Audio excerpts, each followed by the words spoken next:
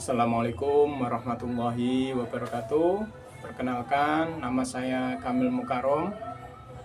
Di sini saya akan menjelaskan mengenai snack awareness bagi pekerja kelapa sawit di Kalimantan. Semoga video ini bermanfaat. Tujuan dari dibuatnya video ini yaitu yang pertama sebagai edukasi snack awareness bagi pekerja kelapa sawit di Kalimantan. Yang kedua sebagai pemenuhan tugas akhir di kelas ular Indonesia tahun 2024. Dalam piramida makanan, apabila jumlah predator berkurang, maka populasi lain akan meledak jumlahnya. Sama halnya dengan apabila populasi ular di suatu wilayah menurun bahkan habis, maka populasi lain seperti tikus akan mengakibatkan peledakan populasi sehingga menimbulkan kerugian terutama bagi petani, sehingga dampak besarnya merugikan bagi kita semua karena timbulnya gagal panen dan lain-lain. Ini terjadi juga di perkebunan kelapa sawit yang ada di Kalimantan. Apabila jumlah tikus meningkat dan populasi ular tidak sebagai pengendali, maka akan timbul kerugian-kerugian dari meledaknya populasi tikus tersebut.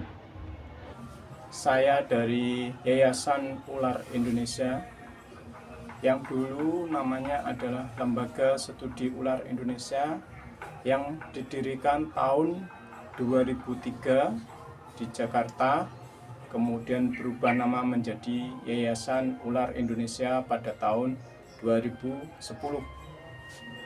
Tujuan didirikan SIOK utamanya yaitu merubah paradigma masyarakat mengenai ular, di mana ular itu adalah ular mistis dan lain-lain. Program utama dari SIOK ada 3, yaitu yang pertama adalah snack handler, snack education, dan snack rescue. Muscle SIOK bukanlah pawang, jadi pawang ini bersifatnya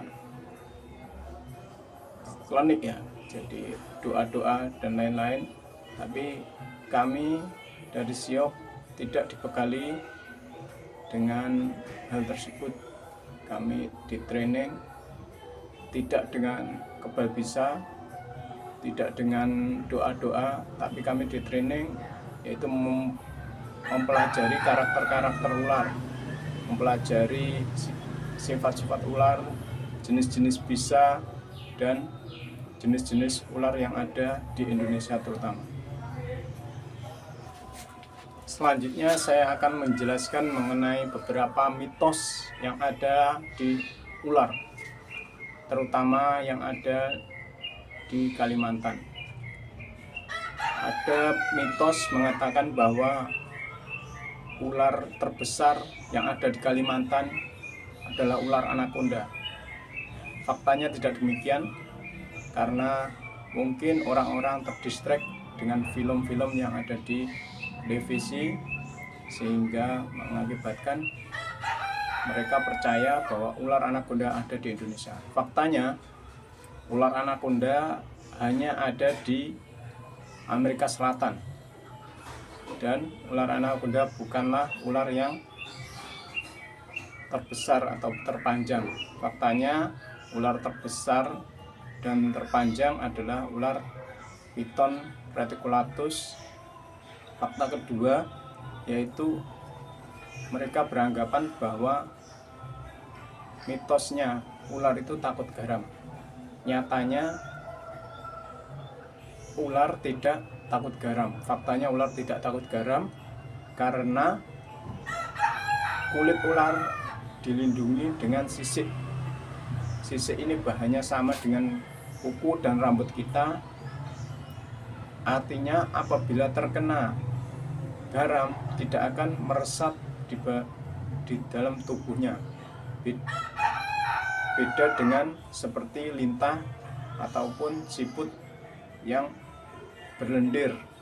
Selanjutnya saya akan menjelaskan mengenai P3GU atau pertolongan pertama penanganan gigitan ular. Kita harus mengetahui bahaya ular tersebut, di mana bahaya ular tersebut ada dua, yaitu bahaya psikologis dan bahaya fisik. Nah, untuk yang bahaya fisik ini bisa berupa gigitan, belitan, ataupun semburan. Nah, dari bahaya gigitan ini ada dua, yaitu gigitan ular berbisa dan tidak berbisa. Bagaimana penanganannya? Untuk ular yang berbisa, usahakan kita melakukan pembidaian. Jadi, pembidaiannya seperti apa? Pembidaiannya ini seperti kita patah tulang. Apabila kita tergigit daerah tangan, maka kita laksanakan pembidaian. Nanti akan saya kasih contoh gambar. Jadi ini dibidai biar tidak dapat banyak bergerak, karena faktanya bisa ular ini tidak menyebar melalui darah tapi melalui saluran limfa. Nah, kemudian segera dilarikan ke rumah sakit untuk mendapatkan penanganan yang lebih lanjut, dan usahakan korban gigitan tersebut tetap mendapatkan nutrisi yang tercukupi. Nah, jika dipastikan yang menggigit adalah tidak berbisa, maka penanganannya seperti penanganan luka pada umumnya. Jadi kita diberi antiseptik.